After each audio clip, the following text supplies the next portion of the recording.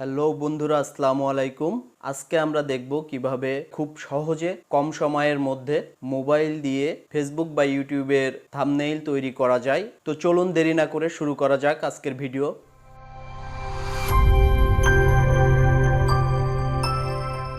প্রথমেই আমরা আমাদের মোবাইলের প্লে স্টোরে চলে যাব এবং প্লে স্টোরে যাওয়ার পরে লিখব পিক্সল্যাব, PIXELLAB, পিক্সল্যাব সার্চ দেওয়ার পরে এখানে পিক্সল্যাবের অ্যাপসটি ইনস্টল করে নিব।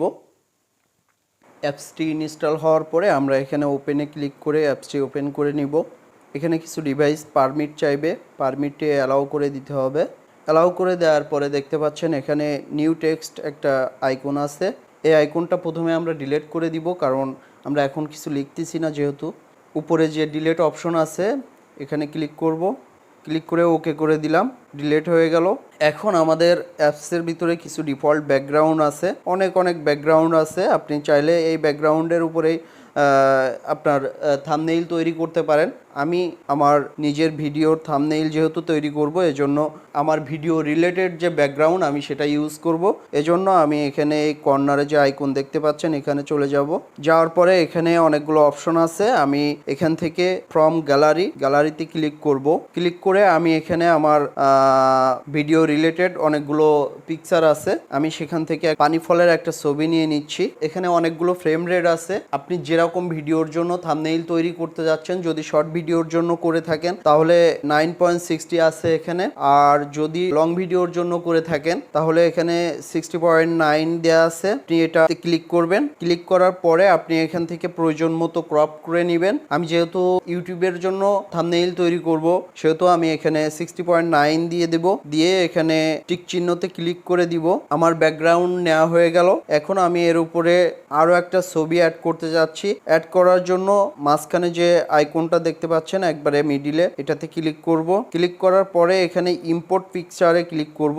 ইম্পোর্ট পিকচারে ক্লিক করার পরে আমি এখান থেকে একটা ছবি নিয়ে নিব। যেহেতু আমার হেডিংটা কৃষকরা বা চাষিরা লাভবান হচ্ছে সেটার উপরে ভিত্তি করে, সেহেতু আমি বাজার জাতের একটা ছবি এর উপরে বসাবো। এজন্য এই কর্নারের ছবিটা নিয়ে নিলাম।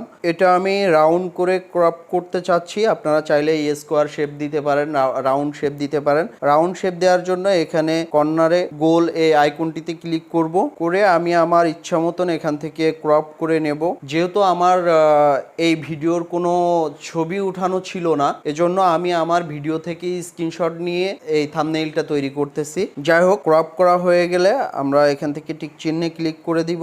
এটা আমি এই কর্নারে উপরের দিকে বসিয়ে দিলাম। এখানে চাইলে আপনি রোটেট করে যেভাবে ইচ্ছা সেভাবে দিতে পারবেন, এবং এখানে চাইলে আপনি আরো অনেক ছবি অ্যাড করতে পারবেন। যাই হোক, আমি এখন এটাতে লিখব। লেখার জন্য আমার প্রথমে চলে যেতে হবে এখানে এ দেওয়ার যে আইকনটি আছে এখানে চলে যাব। এখানে যাওয়ার পরে এখানে টেক্সট লেখা আছে প্লাস একটা চিহ্ন দিয়ে এখানে চলে যাব।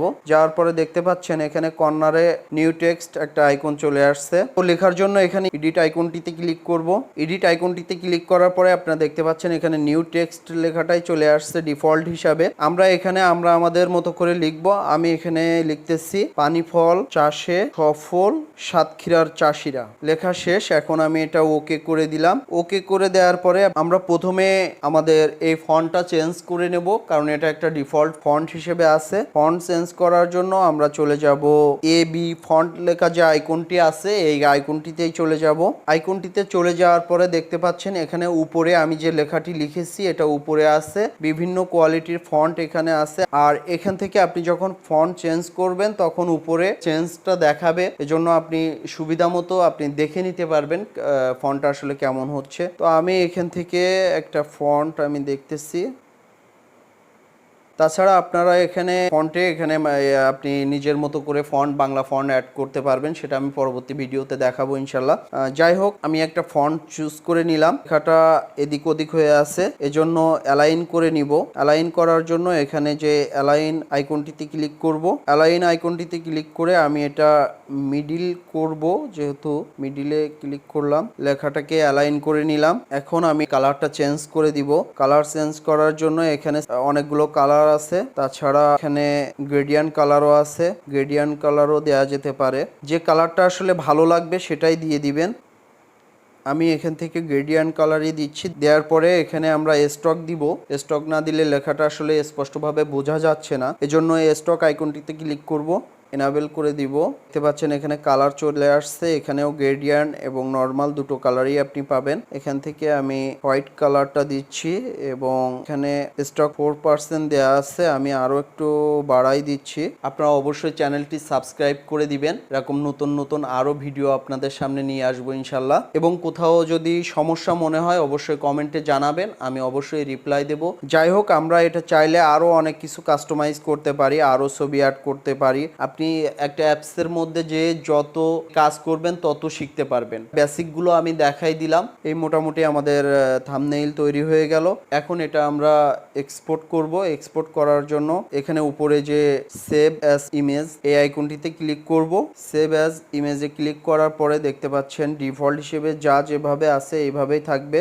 জাস্ট সেভ টু গ্যালারিতে ক্লিক করে দিবেন। আমাদের থাম্বনেইল সেভ হয়ে গেছে। এখন আমরা এটা গ্যালারিতে দেখব যে পিক্স ল্যাবের যে ফোল্ডার, অটোমেটিক্যালি একটা ফোল্ডার তৈরি হয়ে গেছে আমাদের, এই যে এখানে দেখতে পাচ্ছেন।